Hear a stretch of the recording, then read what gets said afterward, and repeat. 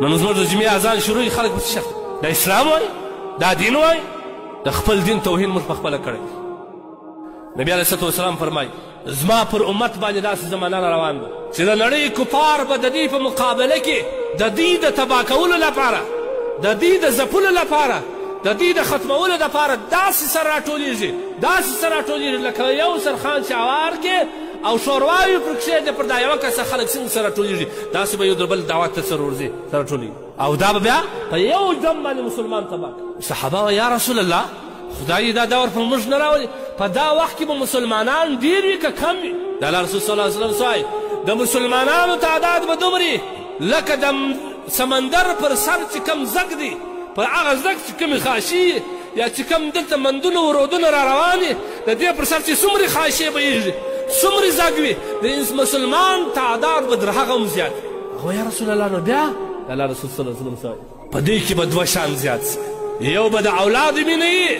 بل به د مال محبت وي اولاد او مال به دې ته نه پرېږدي چې د خپل دین دفاع وکړي نن هغه دور په موږ راغلی د مال په خاطر باندې د پیسو په خاطر باندې مې قسم دې مې په خدای داسې وخت راغلی چې په لس په ګراک باندې مې جومات پرېښدي موږ تاسو د یوې معاشرې خلک یو د هغسې ده که نه ولې تاسو د نبي تاریخ وګورئ صحابو به په هغه مسکنت کې اور بل کې اوسپنه به یې ګرمه کړه خالي به یو چټک غوښتي چې اوسپنه په خپل اندازه باندې کاټ کړي یا یې کږه کړي لیکن کله چې به دا چټک پر پورته کړي الله اکبر بس هغه بیا هلته وغورځي ګرمه اوسپنه پر هغه ځای پرېښوده دا مې نه ویل چې 5 مټر کال یوه دا به وکړي ژر ژر به وکړي زه مازه ته ځم نه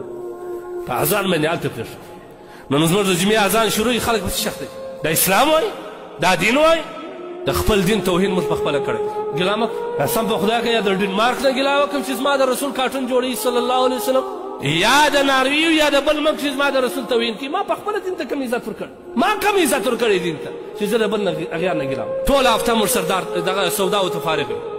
تجارت ته فارغ وي الله قرآن کې وایي اذا نودي لصلاة من يوم الجمعة فاسعوا الى ذكر الله کله چې مؤذن اذان وکړي د جمعې په ورځ باندې پرېږده دوکان دې بند کړه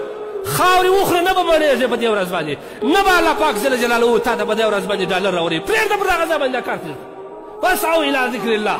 وځغله د الله تبارک وتعالی مساجدو ته هلته د خدای ذکر یاد وکړئ یو عالم سره خبره واوره دا ټول عمر دې په دې الله الحب باندې تېر کړي یو وخت یو عالم ته کښېنسته چې د خدای یو خبره راته وکړه د رسول الله یو سنت راوښی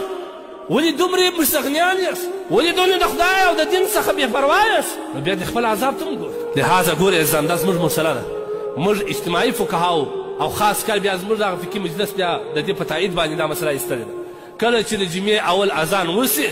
بغیر د جمعې د تیاري څخه بل ټول کار حرام دی ته دا بازار ته ورسه د خلک په څه شک دی دا په دا حکم نه دی خبر دې ته علماو نه دي ویلي نو د خپل دین قدر ولاکه ورسره د خپل دین اهمیت نشته ورسره نو تا د قرآن ته په سپکه وکتل که اغیاره وکتل قرآن وایي فاسعوا الى ذکر الله تا د پیسو د مال په خاطر باندې د الله حکم پر شا وغورځوي دوکان پکښې ته به وایي مولوي صاحب ولې سختې خبرې کوې د زړه د درده درته وایه